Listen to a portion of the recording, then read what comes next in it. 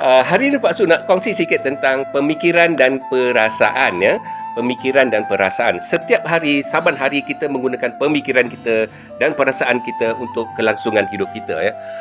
Pemikiran adalah fakulti minda kita yang di mana kita menilai sesuatu, kita membuat analisa, kita membuat pemilihan ya, kita membuat pentakkulan ya. Kita membuat keputusan yang kita banyak menggunakan pemikiran. Pemikiran boleh jadi positif, boleh jadi negatif. Begitu juga perasaan. Ya. Perasaan ialah satu fakulti minda kita di mana kita merasai sesuatu ya, secara halus. Ya. Jadi perasaan ini boleh jadi positif, boleh jadi negatif. Ya. Jadi apa yang penting dalam kehidupan seharian kita ialah kita hendaklah sentiasa mengutamakan pemikiran positif dan perasaan positif. Ya. Misalnya kalau Pak Su bagi ayat beginilah ya.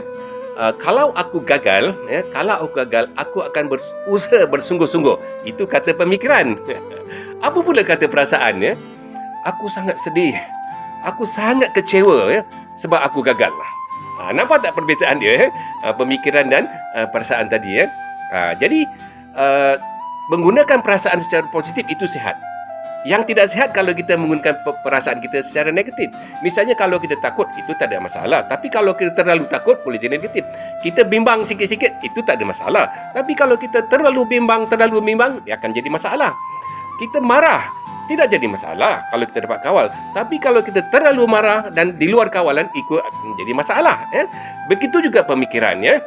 Kita hendaklah sentiasa berfikir secara positif supaya kita dapat menyebarkan positivity dalam persekitaran kita ya.